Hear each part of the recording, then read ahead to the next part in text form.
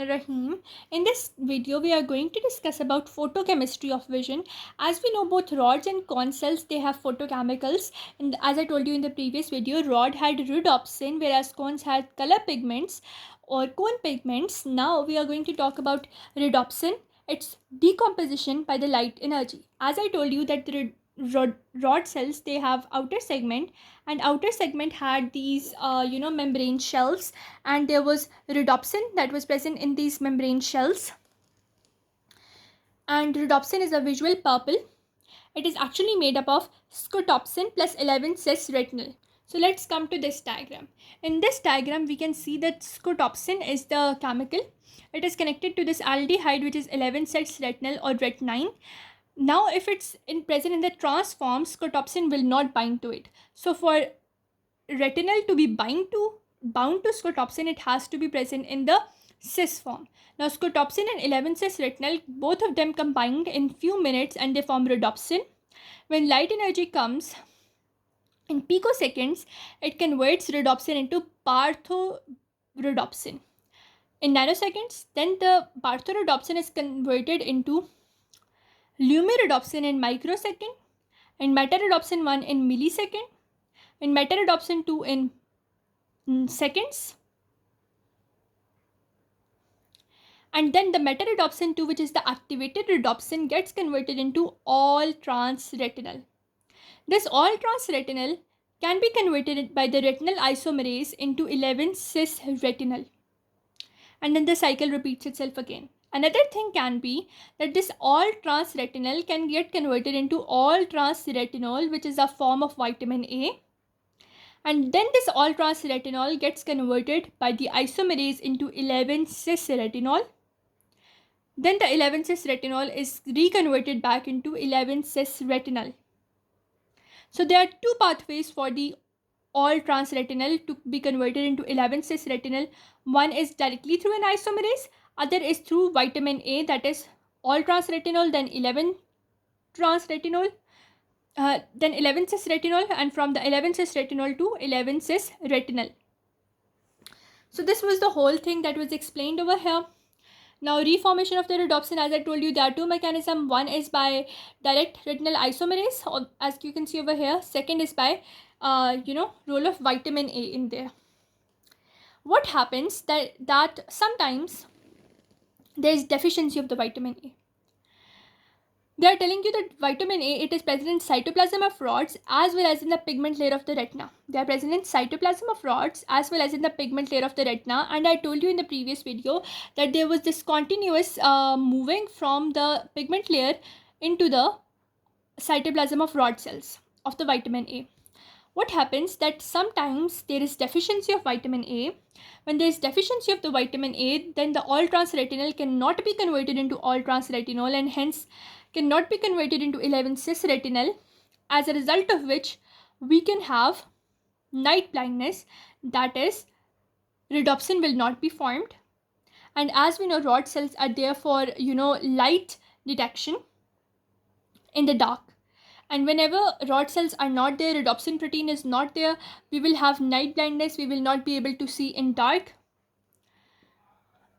But for night blindness to develop, a person must be on a vitamin A deficient diet for months, because mainly our liver is the storage house and it stores very much larger quantities of the vitamin A that are normally required. And to treat the patients of vitamin A blindness or night blindness, we can give them intravenous injections of vitamin A.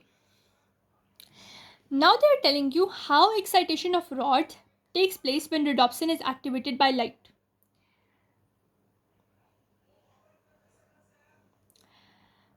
What happens now that during darkness, this is happening during darkness, that in the inner segment there is this sodium potassium ATPase pump which is working, which is pulling the sodium out and potassium inside. Now this potassium is moving out through the inner segment by the potassium selective channels or non-gated channels, which are pushing the potassium out of the cell. This potassium flows outside, and then the sodium ions, they move by the cGMP gated channels to the interior, and this whole pathway allows the dark adaptation, or not dark adaptation, rather vision in the darkness. Now what happens during light? Whenever light comes, the rhodopsin protein, which was present in the outer segment, the rhodopsin protein, it is converted into this activated form by the light energy, that is metarhodopsin 2. Now this metarhodopsin 2 goes on to act on the G protein transducin, then into the cGMP phosphodiesterase. The cGMP phosphodiesterase then causes such cGMP to be converted into 5' GMP. This 5' GMP now detaches from the sodium, and due to this detachment, what will happen now? That sodium channels are closed. And since the sodium is not moving to the interior like this, the sodium is not moving to the interior, and whenever positive ions are blocked from coming to the inside, there will be increased negativity on the interior. This increased negativity is known as hyperpolarization, and it approaches to -70 to -80 millivolt, and it makes the rod cells very much difficult to be excited. Hence, they do not work in bright light. But whenever dim light is going to come again, what will happen? There is a protein which is known as rhodopsin esterase. This protein is rhodopsin kinase, which is always present in the rod but in the inactivated form. Now, when darkness comes, it gets activated. It converts the metarhodopsin 2 and reverses all this stuff back into the rhodopsin. You can see the rhodopsin kinase will come and it will convert or regenerate the rhodopsin. Whenever rhodopsin will be regenerated, now the cGMP will be formed. The cGMP will attach to the sodium channels. The sodium channels will open in the dark, as a result of which the sodium channels will move to the interior. Due to this interior movement of the sodium channels, now there will be positivity on the inside. The positivity will be like from -70 or -80. The positivity goes up to -40 millivolt. And now this is going to excite the rod cells, and now the rod cells will allow the vision to take place in darkness. That was the whole visual cycle of the rod cells. Here we can see the mechanism. They are telling you that one photon can cause 1 millivolt of electrical energy or electrical potential to be generated. Also, there is another thing, duration of receptor potential and logarithmic relationship. Now they are telling you that when a sudden pulse of light strikes the retina, there is hyperpolarization. As I told you, there is receptor potential, or -70 to -80 millivolt will be produced, and the peak is about in 0.3 second and lasts for about more than 1 second. Now, how does it allow us to discriminate light intensities through many ranges? It is because the receptor potential is directly proportional to the logarithm of the light intensity. That is why we can detect light over a wide range of wavelengths. Now, why they are telling you that only 30 photons will cause half saturation of the rod. So this much smaller portion of the light, how can it excite the retina so much or the rod cells so much? It is because there is a chemical pathway, and also there is amplification that is taking place. Firstly, what happens?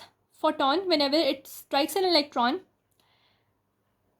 what will happen? Metarhodopsin 2 will be formed. There will be activated rhodopsin. So here a photon of light is striking rhodopsin. It is converted into metarhodopsin 2, which is going to activate G protein transducin. Then activated transducin activates phosphodiesterase. Then the phosphodiesterase converts the cGMP into 5' GMP, as a result of which the sodium channels are closed. Due to the closure of the sodium channels, no sodium is allowed to come in. Due to that, what will happen? There will be increased negativity on the inside. It will go up to -70 to -80 millivolt. But to prevent this negativity, we have this rhodopsin kinase, which is going to inactivate the activated rhodopsin, or metarhodopsin 2 will be deactivated. Rhodopsin will be formed again. sodium channels will be opened, and the receptor potential will go to like minus 40 millivolt, and this will be the whole mechanism over here. Now they're telling you that the cone cells, they are activated in the similar way, but only difference is that in the rod cells there was the protein called rhodopsin, but the cone cells, they have opsins called photopsins. And the retinal portion of all the visual pigment is exactly the same in rod and cone cells.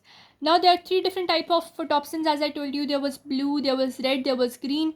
Blue is sensitive to 445 nanometers, red is sensitive to 570 nanometers, and green is sensitive to 535 nanometers. And whenever and these nanometers, these are regions of peak light sensitivity. As you can see, the red cone or the red peak light sensitivity, we call that region the point of activation of that cone cell.